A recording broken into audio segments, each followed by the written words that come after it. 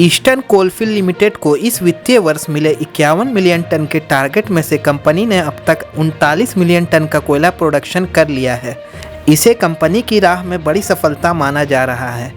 गुरुवार को ईसीएल के सीएमडी श्री समीरन दत्ता ने इसकी जानकारी मीडिया से साझा की। उन्होंने कहा कि कोयला प्रोडक्शन में चल रहे घाटे को काफ़ी हद तक मेकअप कर लिया गया है। वर्ष खत्म होने तक 48 मिलियन टन उत्पादन हासिल करने की कोशिश रहेगी।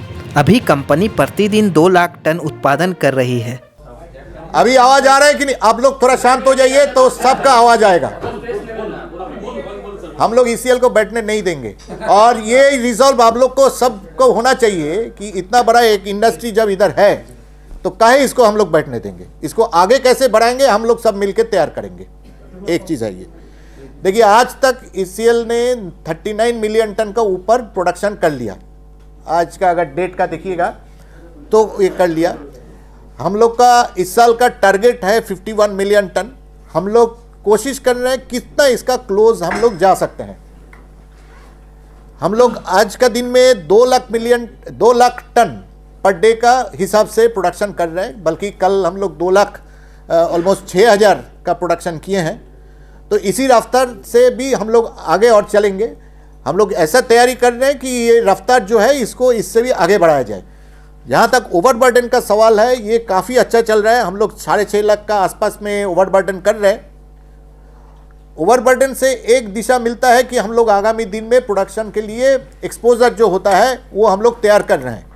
तो आज ओवरबर्डन होता है तो कल उसको प्रोडक्शन में हम लोग शामिल कर सकते हैं। तो क्योंकि हम लोग का ओवरबर्डन अच्छा चल रहा है तो हम लोग समझ पा रहे हैं कि हमारा आगे चल के प्रोडक्शन भी आएगा भगवान का कृपा से और आप लोग का सहयोग से।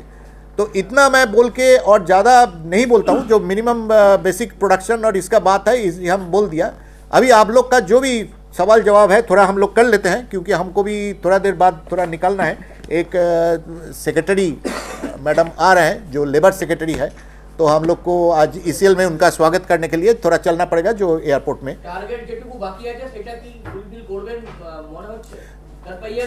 देखिए मुझे लगता है 51 मिलियन टन जो है वो थोड़ा दूर है, वो थोड़ा मुश्किल है। बट हम जैसे बोले हैं कि अभी 2 या 2.5 मिलियन टन से हम लोग करेंगे। 2 या ढाई अब आवाज आ रहा है ना सबका? 2 या 2.5 मिलियन टन का हिसाब से हम लोग करेंगे तो हम लोग क्लोज टू 50 एटलीस्ट 47 को हम लोग पार करने का फुल प्रयास करेंगे। 48 हम लोग को है कि हम लोग कोशिश करेंगे 48 तक जाने का। एक कर मेन टारगेट का जो रीजन था आप लोग जाने होंगे। The first part of the fiscal में हम लोग का राजमहल में भी ठीक से जो राजमहल हम लोग का ऑलमोस्ट 1/3 ऑफ प्रोडक्शन देता है, उसमें काफ़ी हम लोग का जो चल रहा था चैलेंजेस, उसका चलते हम लोग सही प्रोडक्शन उसमें नहीं कर पा रहा था।